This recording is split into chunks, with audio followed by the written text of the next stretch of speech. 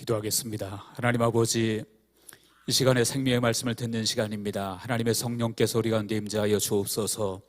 사람의 말 하지 않게 하시고 우리가 하나님의 말씀을 잘 듣고 믿음으로 잘 소화하여 우리의 삶 가운데 말씀이 능력이 될 수 있도록 역사하여 주옵소서. 모든 영광을 주께 올려드리며 예수 그리스도의 이름으로 기도하옵나이다. 아멘. 할렐루야. 하나님의 은혜가 우리 모두에게 넘치기를 주의 이름으로 간절히 축원합니다. 인사하실 때 하나님은 우리의 왕이십니다, 이렇게 옆사람 뒷사람에게 인사하시기를 바랍니다.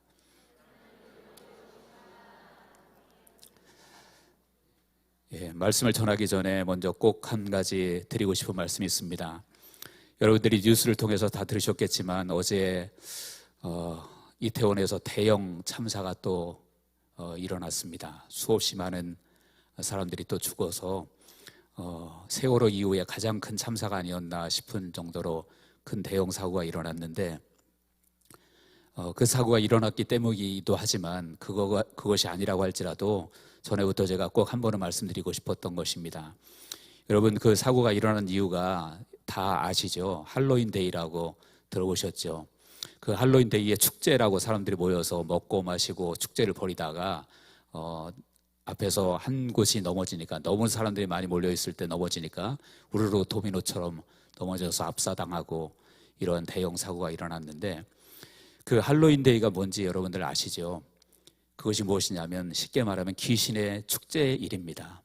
귀신놀이 하는 겁니다. 서양에서 들어온 거지만 귀신놀이 하는 것이고, 그것을 가지고 뭐 온갖 얼굴에 페인트 칠을 하고 또 이상한 옷을 입고 여러 가지 축제를 벌이는데, 그것이 그냥 당연히 축제인 줄 알아요. 사람들은 축제인 줄 알고, 심지어 아이들까지도 요즘에 어린이집이나 뭐 또 유치원이나 이런 데서조차도 할로윈 축제를 아이들을 대상으로 하고 있더라고요. 그래서 아이들도 그날이 되면 지나가다 보니까 막 이상한 옷 입고 그 차를 기다리고 있는 아이들, 얼굴에 뭐 이상한 페인트 칠하고 차를 기다리고 있는 아이들은 그것이 축제인 줄 알고 그냥 좋아서 선생님이 그렇게 하고 오라니까 그렇게 하고 있는 것이죠.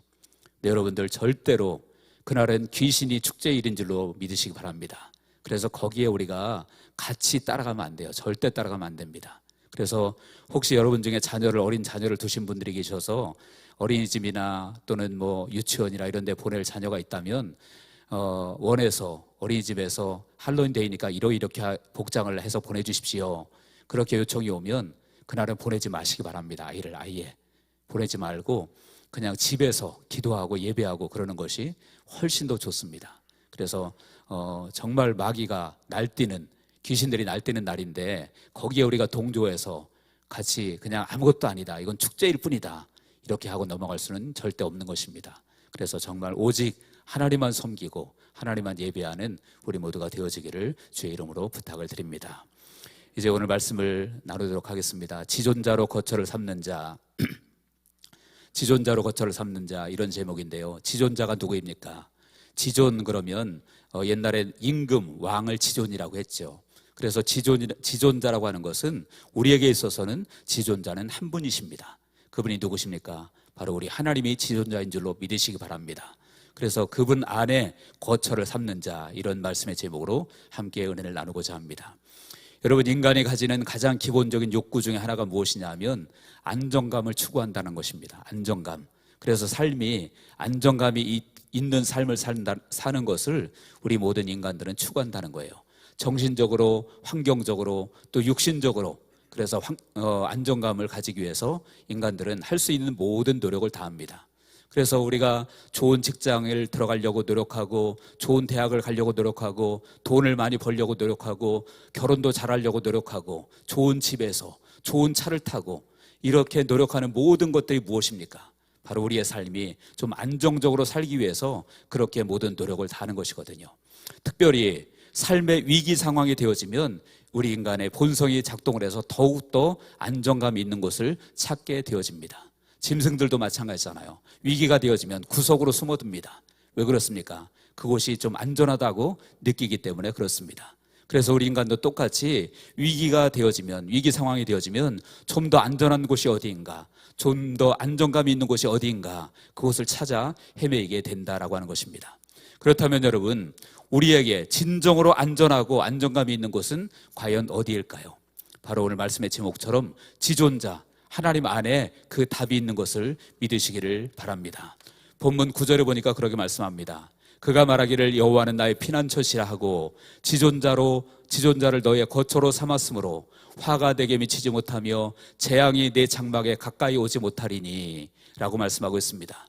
9절 하반절에 보니까 지존자를 너의 거처로 삼았으므로, 그러니까 10절에 화가 내게 미치지 못하며 재앙이 내 장막에 가까이 오지 못하리니, 지존자를 거처로 삼으면 화가 가까이 하지 못한다, 재앙이 내 장막에 가까이 하지 못한다라고 말하고 있는 것입니다. 그래서 본문에 보면 시인 자신도 지존자이신 왕 안에 거할 것이라고 이렇게 고백을 하고 있습니다. 본문 1절과 2절을 우리 한번 다 같이 읽어보도록 하겠습니다. 시작. 지존자의 은밀한 곳에 거주하며 전능자의 그늘 아래에 서는 자여, 나는 여호와를 향하여 말하기를 그는 나의 피난처요 나의 요새요 내가 의뢰하는 하나님이라 하리니. 아멘. 여기 보니까 지존자의 은밀한 곳에 거주하며 전능자의 그늘 아래 사는 자여, 그래놓고 2절에 보니까 나는 여호와를 향하여, 그러니까 시인 자신도 하나님이 지존자이신 하나님을 거처로 삼고 그 안에 거하겠다. 그래서 그는 나의 피난처요 나의 요새요 나의 의뢰하는 하나님이라 하리니, 이렇게 고백하고 있다라고 하는 것입니다. 그래서 여러분들, 우리의 삶 가운데 가장 중요한 것이 무엇이냐면, 지진이 나도, 예를 들어서 지진이 나도 정말 그 집이 지진이 날 것을 대비해서 가장 안전하게 지은 집이라면 그 집 안에 있으면 지진이 나도 걱정이 없게 되어지겠죠. 그러나 여러분들, 쓰러져가는 초가삼간에 있다고 생각을 해보세요. 거기에 지진이 난다면 그 집에 있는 한 그 사람은 죽음을 피할 수 없게 되어질 것입니다. 그렇기 때문에 우리가 정말 힘들고 어려울 때, 물론 평소에도 마찬가지지만 특별히 힘들고 어려울 때 가장 우리가 거쳐야 될 거처가 어디냐? 가장 확실한 안전지대, 그곳에 있어야 될 줄로 믿습니다. 그곳이 어디입니까? 바로 그곳이 지존자이신 우리 하나님 안에 있는 것이 가장 안전한 줄로 믿으시기를 주의 이름으로 축원합니다. 그래서 정말 본문에 보니까 지존자의 은밀한 곳이라고 이렇게 표현하고 있죠. 1절에 지존자의 은밀한 곳. 왜 지존자의 은밀한 곳이라고 말하고 있을까요? 하나님께서 우리가 힘들고 어려울 때 피할 주님의 품 안에 그 비밀된 장소를 하나님께서 허락해 주셨다라는 거예요. 그래서 지존자의 은밀한 곳이라고 이렇게 말하고 있습니다. 여러분, 시편에 보면 그래서 정말로 어려울 때마다, 시인들이 어려울 때마다 하나님의 은밀한 곳에 나를 지키셨다, 숨기셨다, 이렇게 표현하고 있는 것이 많이 있습니다. 시편 27편 5절을 다 같이 한번 읽어보도록 하겠습니다. 시작. 여호와께서 환난 날에 나를 그의 초막 속에 비밀히 지키시고 그의 장막 은밀한 곳에 나를 숨기시며 높은 바위 위에 두시리로다. 아멘. 여기 보니까 환난 날에 나를 그의 초막 속에 비밀히 지키시며 그의 장막 은밀한 곳에 나를 숨기시며 높은 바위 위에 두시리로다, 이렇게 말씀하고 있어요. 그러니까 하나님이 우리를 숨겨두실 비밀한 장소가 있다라는 거예요. 그리고 은밀한 곳이 있다라는 것이죠. 그것이 우리는 어딘지 알지 못하지만 주님 품 안에 들어가면 그 비밀한 곳, 은밀한 곳이 우리에게 예비되어 있는 줄로 믿으시기 바랍니다. 그래서 힘들고 어려울 때 다른 곳에 피하는 것이 아니라 주님 안에 피하게 되어지면 우리가 알 수 없는, 생각하지 못했던 그 은혜로 하나님께서 그 비밀된 곳으로, 은밀한 곳으로 우리를 인도하셔서 하나님께서 우리를 지켜주신다라고 고백하고 있는 것입니다. 그리고 또한 본문 1절 하반절에 보니까 전능자의 그늘 아래라고 표현하고 있죠. 전능자의 그늘 아래. 다시 말하면 그 그늘은 하나님께서 하나님의 날개를 펴서 그늘을 만든 그 그늘을 말하고 있습니다. 여러분, 본문 4절을 보시기 바랍니다. 4절을 보니까 그가 너를 그의 깃으로 덮으시리니 라고 말씀하고 있죠. 하나님의 깃으로 덮으신다. 그러니까 하나님의 깃 밑에 있으면 그 깃으로 인해서 생겨난 그 그늘 아래 너희들을 숨기실 것이라고 말씀하고 있는 것입니다. 그래서 우리가 하나님의 품 안에 들어가면 하나님의 그 깃, 그 밑에 그 그늘 아래 우리를 숨기실 것이고, 그리고 그 그늘 아래 있으면 우리는 평안하고 안전할 것이라고 말씀하고 있는 것입니다. 예수님께서도 그것을 비유로 말씀하고 있죠. 마태복음 23장 37절에 보니까 예루살렘아 예루살렘아 선지자들을 죽이고 내게 파송된 자들을 돌로 치는 자여 암탉이 그 새끼를 날개 아래 모음같이 내가 내 자녀를 모으려 한 일이 몇 번이더냐. 암탉이 그 새끼를 날개 아래 모음같이 내 자녀를 모으려 한 일이 몇 번이더냐. 제가 전에도 한번 설교를 한 것 같습니다. 암탉이 정말로 병아리들을 데리고 먹이를 찾아 다니다가 위에서 공중에 이제 독수리들이 날아다닐 때 그 모습을 보고 위기를 느끼고 암탉이 병아리들을 자기 날개 아래 모읍니다. 날개를 모아서 그를 지켜주고 독수리가 자기를 채간다고 할지라도 자기는 독수리의 밥이 되어도 그 날개 아래 있던 병아리들은 안전한 것입니다. 이것이 무엇입니까? 바로 하나님의 날개 그늘 아래라는 뜻입니다. 그래서 주님의 깃발 아래, 주님의 깃 아래 그 안에 들어가면 주님께서 그곳에서 우리를 안전하게 지켜주신다라고 말씀하고 있는 것입니다. 그래서 1절 하반절에 전능자의 그늘 아래, 그리고 그 깃 아래라고 그 깃으로 너를 덮으실 것이다, 이렇게 말씀하고 있는 것입니다. 그래서 시인은 가장 확실하고 안전한 곳이 바로 여호와의 그 피난처, 그 안이 가장 안전한 곳이다. 지존자의 은밀한 곳, 그리고 전능자의 그늘 아래, 그곳이 가장 안전한 곳이라고 이렇게 말하고 있습니다. 그래서 그곳을 2절에 보니까 그는 나의 피난처요 나의 요새요 내가 의뢰하는 하나님이라 하리니, 나의 피난처, 나의 요새, 이렇게 말하고 있죠. 그리고 내가 피할 가장 확실한 곳이다라고 고백하고 있는 것입니다. 여러분, 피난처는 무엇입니까? 피난처는 지치고 피곤한 영혼들, 환난당한 자들이 와서 안식할 수 있는 곳이 피난처입니다.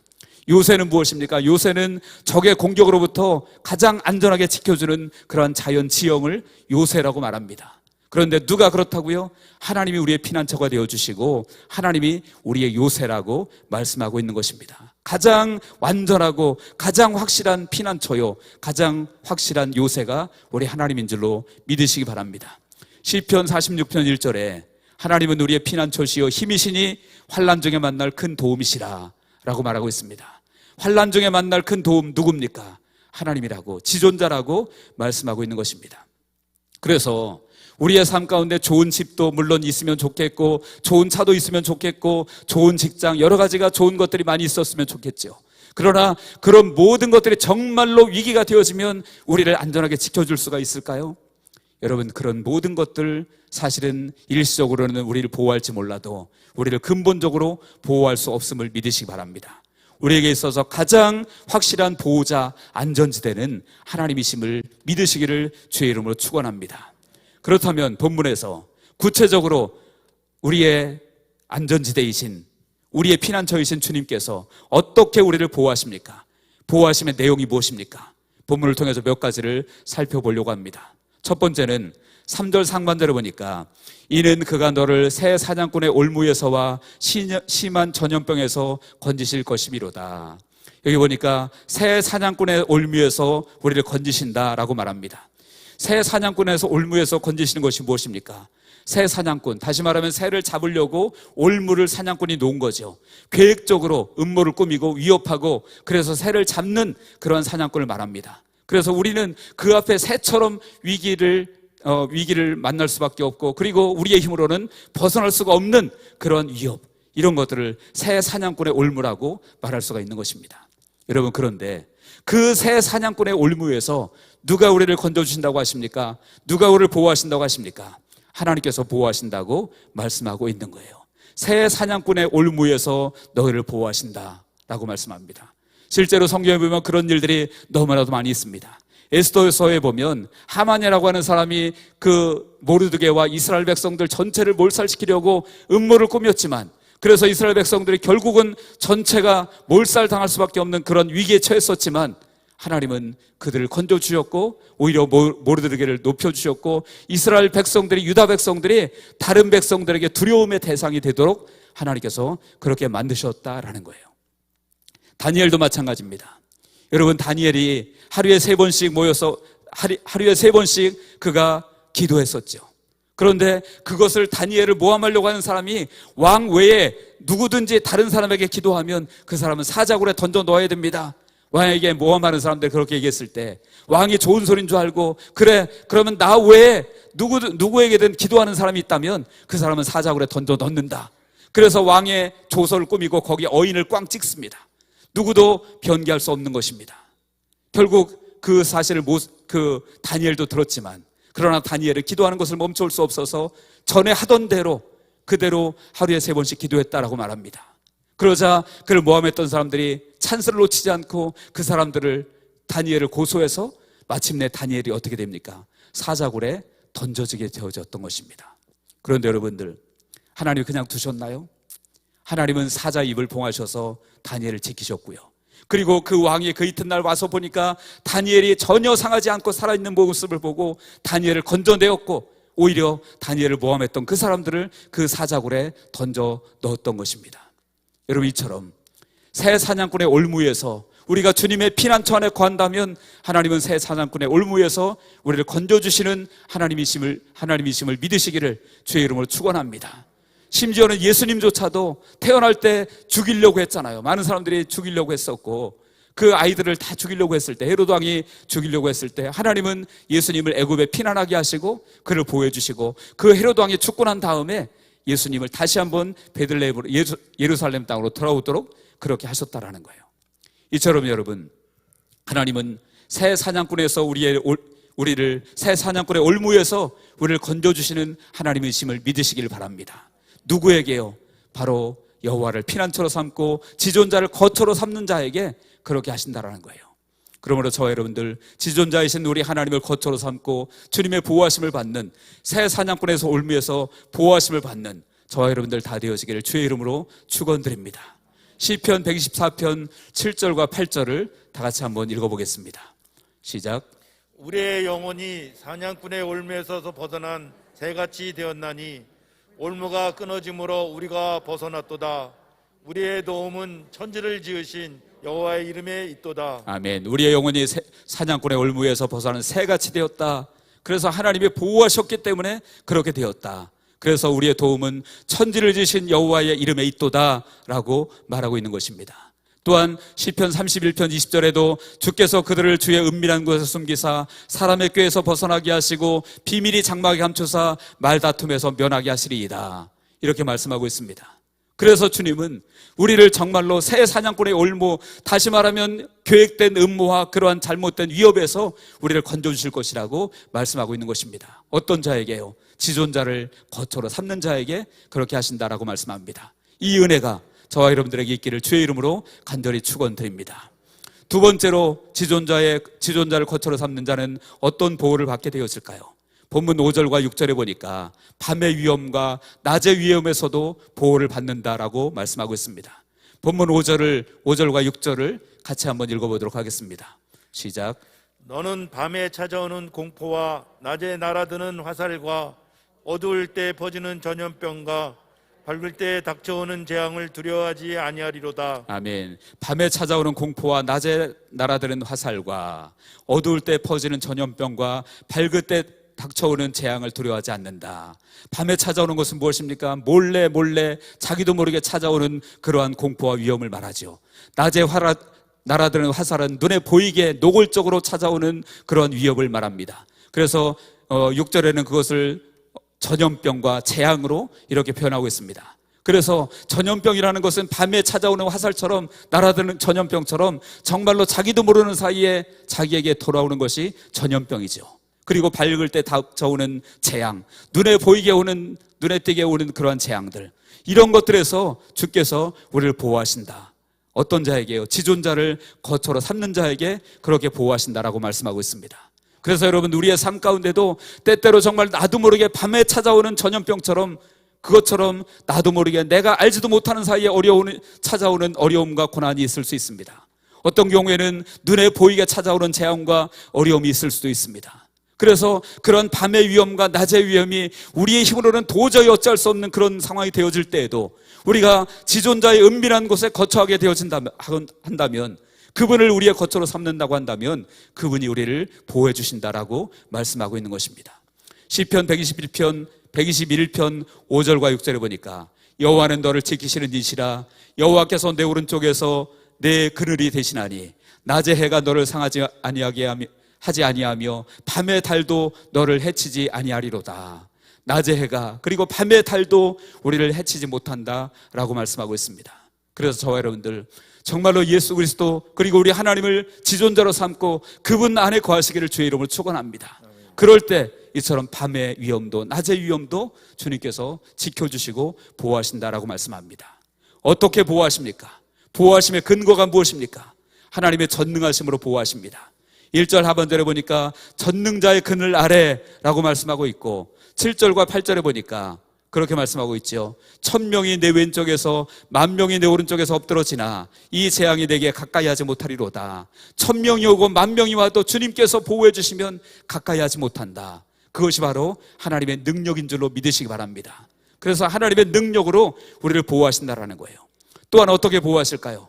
예수 그리스도의 권세로, 예수 그리스도의 능력으로 우리를 보호하실 줄로 믿습니다. 본문 13절을 우리 같이 한번 읽어보겠습니다. 다 같이 읽겠습니다. 시작. 내가 사자와 독사를 밟으며 젊은 사자와 뱀을 발로 누르리로다. 아멘. 내가 사자와 독사를 밟으며 젊은 사자와 뱀을 발로 누리리로다. 여러분, 이것이 예수 그리스도를 통해서 성취된 것을 믿으시길 바랍니다. 창세기 3장 15절에 보니까 내가 너로 여자와 원수가 되게 하고 내 후손도 여자의 후손과 원수가 되게 하리니 여자의 후손은 내 머리를 상하게 할 것이요 라고 말합니다. 너는 그의 발꿈치를 상하게 할 것이니라. 여자의 후손은 바로 예수 그리스도를 의미하고요, 여기서 내 머리는 바로 사단, 뱀, 이것을 말합니다. 그래서 예수 그리스도께서 그 원수인 사단의 머리를 부술 것이고 악한 영들을 물리칠 것을 이렇게 말씀하고 있는 것입니다. 마가복음 16장 17절 18절에도 믿는 자에게는 이러한 표적에 따르리니 곧 그들이 내 이름으로 귀신을 쫓아내며 새 방언을 말하며 뱀을 집어올리며 무슨 독을 마시더라도 해를 받지 아니하며 병든 사람에게 손을 얹은즉 나으리라. 뱀을 집어올린다. 그 뱀이 무엇입니까? 바로 원수 마귀를 의미하는 것입니다. 그래서 예수 그리스도를 통해서 이제 그 원수 마귀의 모든 세력을 꺾으시고 우리를 보호하실 것을 본문에도 지금 13절에 말씀하고 있는 것입니다. 내가 사자와 독사를 밟으며 젊은 사자와 뱀을 발로 누리리로다. 여러분, 예수 그리스도는 원수 마귀를 완전히 꺾으신 능력 있는 이름임을 믿으시기를 주의 이름으로 축원합니다. 그 주의 이름으로 저와 여러분들을 보호하신다라고 말씀하고 있는 거예요. 그래서 우리가 예수 그리스도 안에 있다고 한다면, 지존자의 은밀한 곳에 거처하고 있다고 한다면 정말 그곳이 원수 마귀가 설령 진을 치고 있는 자리라고 할지라도 주님은 우리를 보호하실 줄로 믿으시기 바랍니다. 제가 예전에 읽었던 책 중에 종의 마음이라고 하는 책이 있습니다.